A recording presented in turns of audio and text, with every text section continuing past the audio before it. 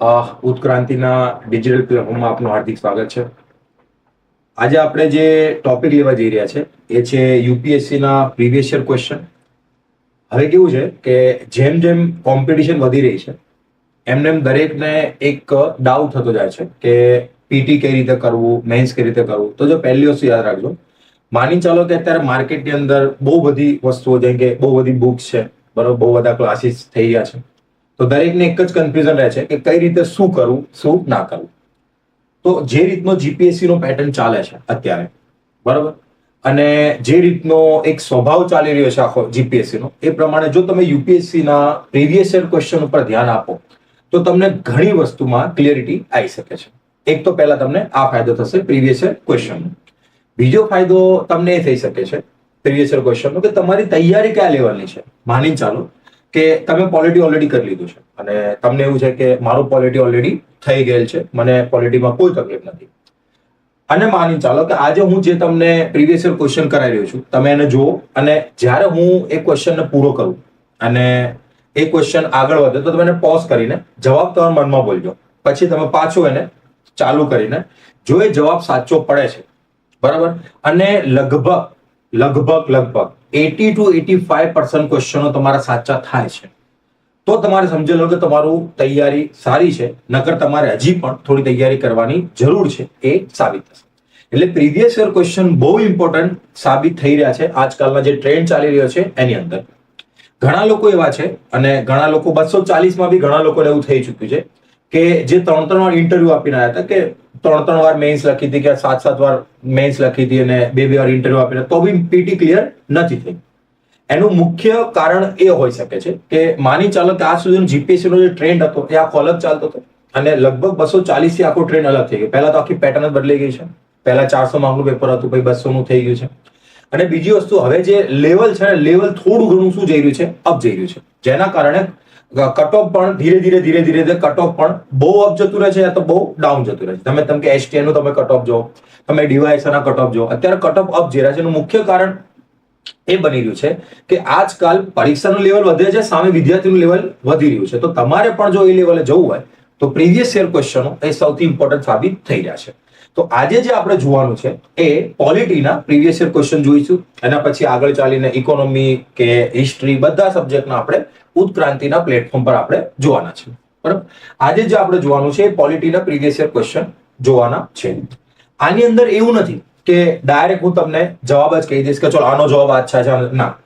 જ્યાં સમજાવવા લાયક હશે ત્યાં આખું તમને ડિટેલમાં એક્સપ્લેન કરીશ કે આમાં આટલી વસ્તુ તમારે ધ્યાન રાખવાની છે, આમાં આ રીતે ટ્વિસ્ટ થઈ શકે છે. જેમ કે અત્યારે યુપીએસસી ના રસ્તા પર જીપીએસસી છે, ક્વેશ્ચનોમાં ટ્વિસ્ટ કરવામાં કંઈ બાકી છોડતા નથી.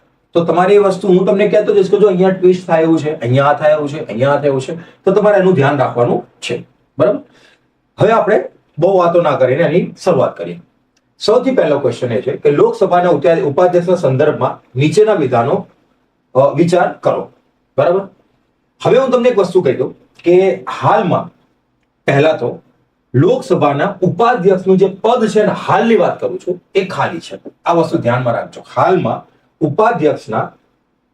ઉપાધ્યક્ષનું જે પદ છે ને એ શું છે, ખાલી છે. આ મગજમાં પહેલા બેસાડજો, બરાબર.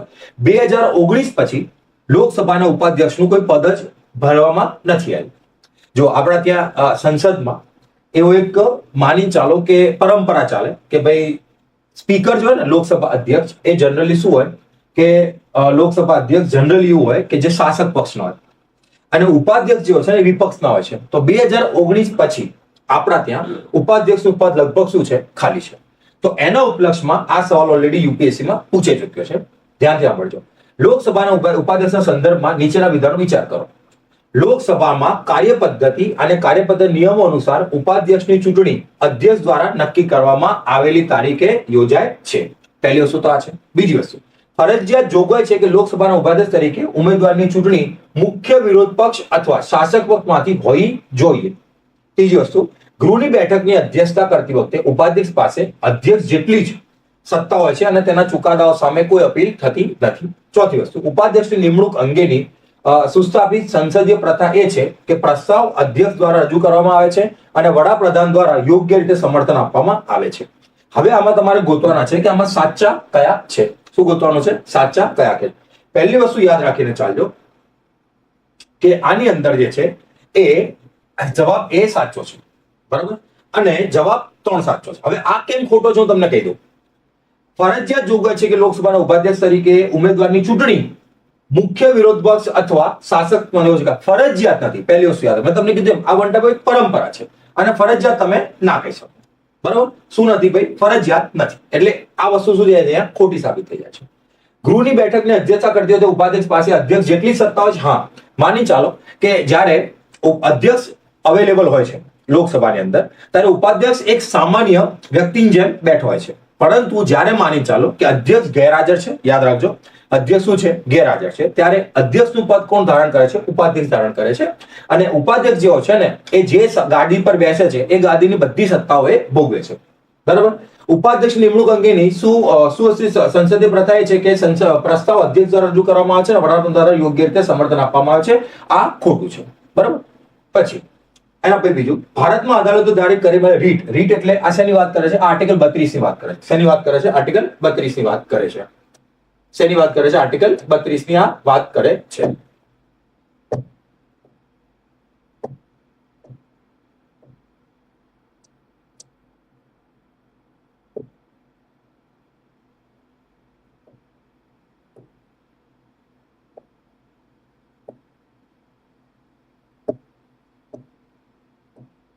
બરાબર, ચાલો જો આ આર્ટિકલ 32 ની વાત કરે છે. યાદ રાખજો, રીટ બહાર પાડવાની જે સત્તા છે એ આર્ટિકલ 32 ની અંતર્ગત સુપ્રીમ કોર્ટમાં છે અને 226 ના અંતર્ગત હાઈકોર્ટને આ સત્તા આપવામાં આવી છે.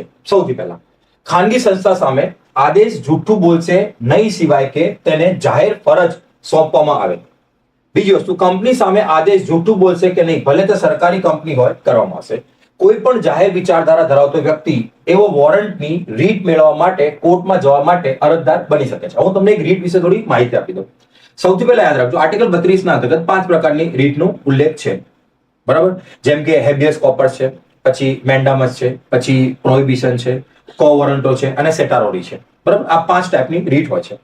યાદ રાખજો, ખાલી એક જ રીટ એવી છે જે છે હેબિયસ કોર્પસ, બરાબર, જે ખાનગી વ્યક્તિઓની વિરુદ્ધમાં અને સરકારી વ્યક્તિઓની વિરુદ્ધમાં પણ પેશ થઈ શકે છે. બાકી કોઈ પણ રીત જે છે ખાનગી વ્યક્તિની વિરુદ્ધમાં પેશ થઈ શકતી નથી, બરાબર. આના પરથી તમારે આખવાનો જવાબ આપવાનો છે. જો સૌથી પહેલા સમજો, ખાનગી સંસ્થા સામે આદેશ જૂઠું બોલશે કે નહીં સિવાય કે તેને જાહેર ફરજ સોંપવામાં આવે. આ સાચું છે. કંપની સામે આદેશ જૂઠું બોલશે કે નહીં, ભલે તે સરકારી કંપની હોય, ના, આ ખોટું છે. આ શું છે? આ તદ્દન ખોટું છે. ત્રીજી વસ્તુ, કોઈ પણ જાહેર વિચારધારા ધરાવતો વ્યક્તિ, બરાબર, વોરંટની રીટ મેળવવા માટે કોર્ટમાં જવા માટે અરજદાર બની શકે છે, બરાબર. આ એકદમ સાચું છે. તમે એક પિક્ચર જોજો, તમે હેબિયસ કોર્પસ બહુ યોગ્ય રીતે સમજી શકશો ને. ત્રીજું જે છે ને, ત્રીજું જે આમાં પોઈન્ટ છે એને યોગ્ય રીતે સમજો. જય ભીમ નામની એક મૂવી આવી હતી, એમાં હેબિયસ કોર્પસ ઉપર આખું મૂવી છે અને એમાં આ ત્રીજો નંબરનો જે છે ને તમને ખબર પડી જશે કે ત્રીજું કઈ રીતે સાચું છે. કે કોઈ પણ જાહેર વિચારધારા ધરાવતો વ્યક્તિ હોય ને, બરાબર, એ કો વોરંટોની રીટ મેળવવા માટે કોર્ટ સમક્ષ અરજદાર બની શકે છે. અને એ જે વકીલો છે ને યોગ્ય રીતે કેસ લડે છે, તમને ત્યારે આ વસ્તુની ખબર પડી જશે. એટલે યાદ રાખજો, 1 અને 3 ખોટું છે, બીજું શું છે? 1 અને 3 સાચું છે અને બીજું શું છે? ખોટું છે, બરાબર. એના પછી નીચેનામાંથી વિધાનો વિચારો. જો ભારતમાં એટોર્ની જનરલની વાત કરે છે. ભારતમાં એટોર્ની જનરલ અને સોલિસિટર જનરલ ઓફ ઇન્ડિયા સરકારના એકમાત્ર એવા વ્યક્તિઓ છે કે જેમને ભારતની સંસદની બેઠકમાં ભાગ લેવાનો શું છે? મંજૂરી છે. ના, પહેલી વસ્તુ તમે યાદ રાખીને ચાલજો કે એકમાત્ર નથી, બરાબર, એકમાત્ર નથી. બીજા ઘણા છે જેને સંસદની બેઠકમાં માની ચલો ભાગ લેવાનો અધિકાર છે. બીજું, ભારતના બંધારણ મુજબ ભારતમાં એટોર્ની જનરલ જ્યારે તેમને નિયુક્ત કરવાની સરકાર રાજીનામું આપે ત્યારે રાજીનામું સુપરત કરે છે. ના, ખોટું છે. સમજતો તમે ભાઈ? એવું જોવામાં આવે છે કે કરી દે છે, પરંતુ એવો નિયમ નથી કે એને કરવું જ જોઈએ. ના, માની ચાલો કે કેમ કરી દે છે રાજીનામું? કેમ કે જો જે સરકાર હોય ને, વકીલ એમના હોય, તો માની ચાલો જે નવી સરકાર આવશે તો એનો વકીલ લાગશે એ લોકો, તો એટલા માટે રાજીનામું મૂકી દે છે. પણ કોઈ ફરજિયાત નથી, બની શકે કે રાજીનામું ના બી મૂકે. એટલે યાદ રાખજો, ન તો 1 ન તો 2, આ બંનેમાંથી એક પણ સાચા નથી. ત્રીજી વસ્તુ, ભારતમાં પક્ષ પલટા વિરોધી કાયદા સંદર્ભે નીચેનામાંથી વિધાનો વિચારો. જો યાદ રાખજો, રાજીવ ગાંધીની સરકારમાં 52મો બંધારણ સુધારો થયો હતો અને એની અંદર દલ બદલ કાનૂન આપણા ત્યાં ભારતમાં આવેલું છે, બરાબર. દલ બદલ કાનૂનની ઘણા એવા પ્રાવધાન છે, બરાબર, ઘણા એવા પ્રાવધાન છે. જીપીએસસી મેઇન્સ પણ દલ બદલ કાનૂન ઉપર ઓલરેડી સવાલ પૂછી ચૂક્યું છે. ધ્યાનથી સાંભળજો. કાયદો સ્પષ્ટ કરે છે કે નામાંકિત ધારાસભ્ય ગૃહના નિયુક્ત થયાના 6 મહિનાની અંદર કોઈ પણ રાજ્ય પક્ષમાં જોડાઈ શકતો નથી. ના, આ ખોટું છે, યાદ રાખજો. બરાબર, આ શું છે? ખોટું છે. બરાબર, કાયદો એવી કોઈ પણ સમય મર્યાદા પ્રદાન કરતો નથી કે જેમાં પ્રમુખ અધિકારીએ પક્ષ પલટાના કેસનો નિર્ણય લેવો પડે. આ એકદમ સાચું છે. તો યાદ રાખજો, આ એકદમ ખોટું છે. ભાઈ, કોઈ બી નામિત વ્યક્તિ હોય ને એ કોઈ પણ રાજકીય પક્ષમાં 6 મહિનાની અંદર જોડાઈ શકે છે. બરાબર, એમાં કોઈ તકલીફ નથી. બરાબર, એના પછી આ કટોકટીની વાત કરે છે. સાંભળ્યું નથી. નીચેનામાંથી લોકસભાની વિશિષ્ટ સત્તાઓ, વિશિષ્ટ એટલે કે જે માની ચાલો કે ઇમ્પોર્ટન્ટ સત્તાઓ જે લોકસભાની છે એની વાત છે. બરાબર, સૌથી પહેલા કટોકટીની ઘોષણાને બહાલી આપવી. જો આ કહેવા શું માંગે છે સવાલ સમજો ત્યાંથી, કે માની ચાલો કે મુખ્ય સત્તા છે લોકસભાની, એ એનો સવાલ છે કે કઈ સત્તા એવી છે જે મુખ્ય છે. તો સાંભળજો, સૌથી પહેલા કટોકટીની ઘોષણાને શું આપવી? બહાલી આપવી. બરાબર, બીજું મંત્રી પરિષદ સામે અવિશ્વાસનો પ્રસ્તાવ પસાર કરવો. બરાબર, અને ત્રીજું ભારતમાં રાષ્ટ્રપતિ પર મહાભિયોગ કરવો. હવે સમજો, આ સત્તાઓ ખાલી લોકસભા છોડે છે ને એ આપવું છે તમને. ખાલી કોની જોડે છે? લોકસભા જોડે છે. તમે સમજો. હવે કટોકટીની ઘોષણાને શું કરી? ભાઈ, બહાલી આપી. ભાઈ, કટોકટીની ઘોષણા તો જો લોકસભા ન હોય તો રાજ્યસભા બી આપી શકે છે. એટલે આ તો કોઈ પેલું બનતું જ નથી. એટલે પહેલું શું બની જશે? ખોટું બની જશે. બીજું, મંત્રી પરિષદ સામે અવિશ્વાસનો પ્રસ્તાવ. હા, મંત્રી પરિષદની સામેનો અવિશ્વાસનો પ્રસ્તાવ તમે રાજ્યસભામાં ન લાવી શકો, એ તમારે લોકસભામાં જ લાવવો પડે. અને ત્રીજું, ભારતના રાષ્ટ્રપતિ પર મહાભિયોગ. હા, ભારતના રાષ્ટ્રપતિ પર મહાભિયોગ તો તમે રાજ્યસભામાં ચાલુ કરી શકો, લોકસભામાં પણ ચાલુ કરી શકો. તો વિશિષ્ટ સત્તા તો ના થઈ. તો યાદ રાખજો, પહેલું અને ત્રીજું શું છે? ખોટું છે. તો ફક્ત બે શું થશે? આનો સાચો આન્સર થશે. બોલો, ખબર પડી ગઈ તમને? હા કે ના? યાદ રાખજો, આ વિશિષ્ટ સત્તા મતલબ કે એના સિવાય ના થઈ શકે. તો ભાઈ જો, એના સિવાય તમે અવિશ્વાસનો પ્રસ્તાવ લો રાજ્યસભામાં ના લઈ શકો, પરંતુ કટોકટીની ઘોષણા એ તમે રાજ્યસભામાં લાવી શકો, અને ભારતના રાષ્ટ્રપતિ પર મહાભિયોગ એ બી તમે રાજ્યસભામાં લઈ શકો છો. બરાબર, એના પછી ધ્યાનથી સાંભળજો. વિધાનો વિચાર કરો. ભારત બંધારણમાં સુધારો કરતા બિલ માટે રાષ્ટ્રપતિની પૂર્વ ભલામણની જરૂર હોય છે. બરાબર, વિચારો, શું જરૂર હોય છે?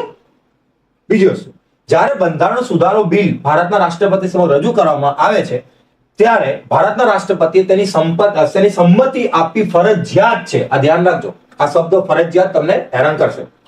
ત્રીજી વસ્તુ, બંધારણમાં સુધારો બિલ લોકસભા અને રાજ્યસભા બંને દ્વારા ખાસ બહુમતીથી પસાર થવું આવશ્યક છે અને સંયુક્ત બેઠક માટે કોઈ જોગવાઈ નથી. હવે તમે જે વાંચ્યું છે ને વિચારો કે હા, મેં ત્રીજું તો વાંચેલું છે કે આ તો બરોબર જ છે કે જ્યારે માની ચાલો કે બંધારણને સુધારો કરવાની કંઈક વાત આવે એટલે લોકસભા અને રાજ્યસભાની સત્તાઓ શું થઈ જાય? ઇક્વલ થઈ જાય. બરાબર, અને બંને 2/3 થી એને પાસ કરવો પડે. બરાબર, એ તો આપણને ખબર. અને સંયુક્ત બેઠકનું પ્રાવધાન નથી, કે સંયુક્ત બેઠકનું પ્રાવધાન ખાલી ઓર્ડિનરી બિલ એટલે સામાન્ય વિધેયકમાં જ છે.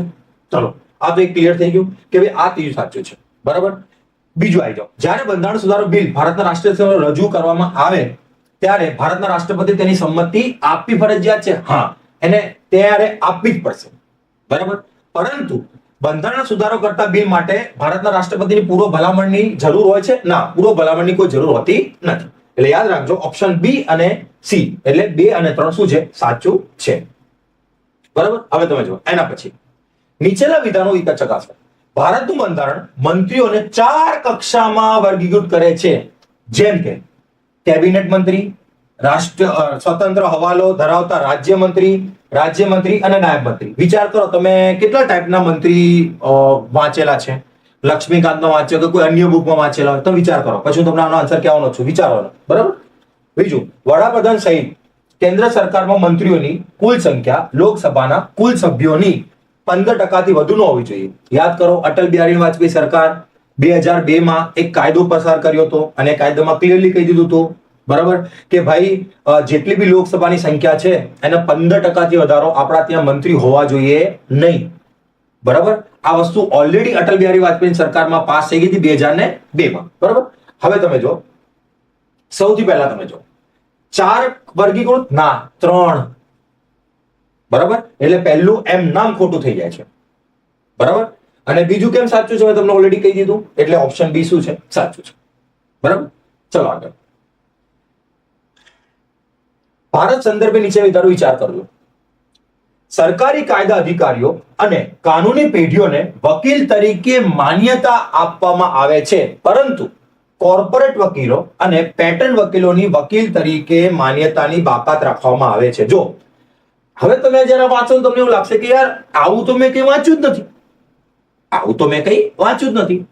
પરંતુ મેં એને ઓલરેડી પોલિટીમાં શું કર્યો, કવર કર્યો. એટલે તમને અહીંયા વિચાર આવશે કે આ બધું તમારે ક્યાં આવ્યું જ નથી કે સરકારી વકીલ કાયદો. અમે તો ડાયરેક્ટ વકીલ તરીકે એટોર્ની જનરલનું નામ આવતું હતું, એટોર્ની જનરલ વાંચી લેતા હતા, અથવા તો સોલિસિટર જનરલનું વાત આવતી હતી તે બી વાંચી લેતા હતા.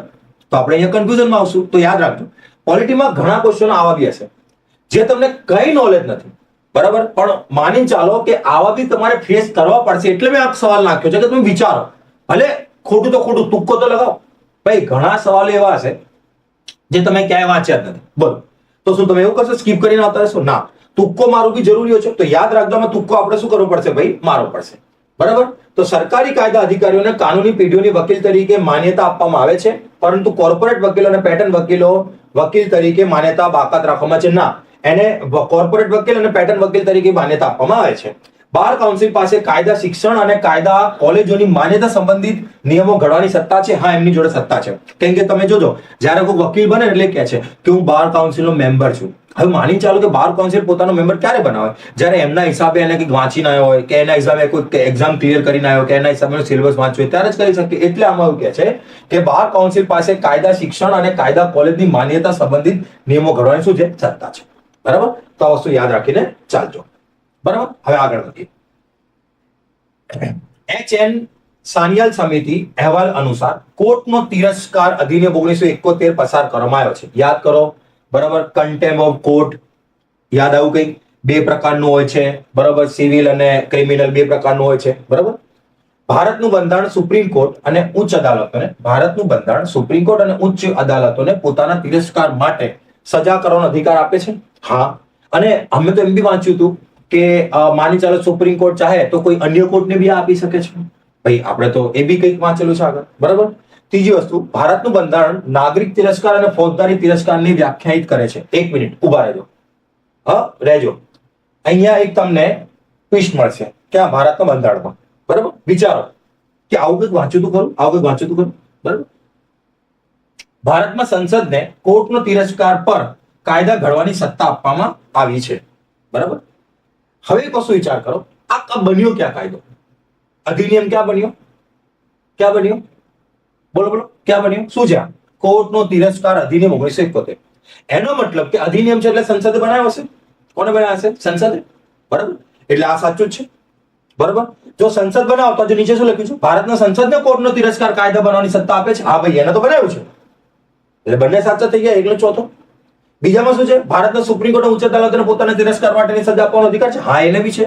મેં તમને કીધું જો સુપ્રીમ કોર્ટ ચાહે તો અન્યની બી આપી શકે છે પાછો, બરાબર.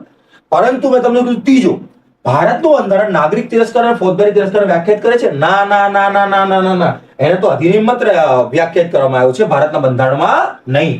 એટલે આ ત્રીજું ખોટું છે. ખબર પડી ગઈ તમને? એટલે 1, 2 અને 4 શું છે, સાચું છે. બોલો, ક્લિયર થઈ ગયું? ચલો આગળ.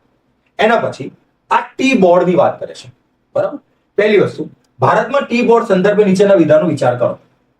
ટી બોર્ડ એક વૈધાનિક સંસ્થા છે. ચલો, આપણને નથી ખબર ભાઈ શું છે, બરાબર. બીજી વસ્તુ, તે કૃષિ અને ખેડૂત કલ્યાણ મંત્રાલય સાથે જોડાયેલો નિયમનકારી સંસ્થા છે. માની ચાલો આવી નથી ખબર, બરાબર. ત્રીજી વસ્તુ, ટી બોર્ડનું મુખ્યાલય બેંગલુરુમાં છે. એક મિનિટ, મેં તો જીઓગ્રાફી એવું વાંચ્યું હતું કે કોફી વધારે થાય છે ક્યાં, કેરલામાં અને કર્ણાટકમાં, ત્યાં કોફી. તો આ તો ટી બોર્ડ, હજુ જો કોફી વધારે થતી હોય તો કીબોર્ડ નું મુખ્યાલય ત્યાં તો કોઈ પોસિબિલિટી નથી. એટલે ચલો ત્રીજું ખોટું પાડવાની આપણે આગળ વધીએ. ત્રીજું ખોટું પાડીએ આપણે, બરાબર. તો આ નીકળી જાય, આ નીકળી જાય, આ બંને નીકળી ગયા, કારણ કે ત્રીજું બંને છે, બરાબર. હવે કાં તો 2, 4 સાચા છે, કાં તો 1 સાચા છે, બરાબર. હવે ચોથું વાંચીએ. બોર્ડની દુબઈ અને મોસ્કોમાં વિદેશી કચેરીઓ છે. હવે તમે તુક્કો લગાડો કે ભાઈ આ આપ્યું છે એનો મતલબ કે વિદેશી કચેરી હોવી તો જોઈએ, લગભગ કંઈક તો હોવી જ જોઈએ, તો જ આપણે આટલી મોટો માની ચાલો રિસ્ક રમ્યો હોય. એનો મતલબ ચોથો સાચો છે. હવે તું વિચાર કરો, આ ચોથો સાચો છે. હવે એક સાચું કે બીજું સાચું? જો પહેલી વસ્તુ, જો ટી બોર્ડ એક વૈધાનિક સંસ્થા છે. હા, ટી બોર્ડ એક વૈધાનિક સંસ્થા છે, અને આ કૃષિ અને ખેડૂત મંત્રાલય આ કોમર્શિયલ મિનિસ્ટ્રીની અંતર્ગત આવે છે, કોમર્સ મિનિસ્ટ્રીની અંતર્ગત આવે છે. એટલે બીજું શું છે, ખોટું છે. બીજું શું છે, ખોટું છે. એટલે જવાબ શું થઈ જાય આપણો? 1 અને 4. બોલો ક્લિયર? આ રીતે તમે વિચારો થોડું. તમે જો થોડું વિચારશો તમને માની ચાલો તુક્કા મારવામાં બી કામ આવશે ઘણી વસ્તુ કે આ નહીં હોય તો આ હોય જ, આ નહીં હોય તો આ. જો ઘણીવાર એવું થશે કે પૂરેપૂરા સવાલો તમે એક્ઝામની અંદર નહીં કરી શકો, બરાબર. અને તમે ભાઈ ઘણા એવું કહે છે કે તમારી પીટી ના રોકાય, ઘણાને આપણે પૂછતા હોઈએ છીએ લાઇબ્રેરીમાં કે ભાઈ તમારી પીટી કેમ નહીં રોકાતી ક્યારે બી.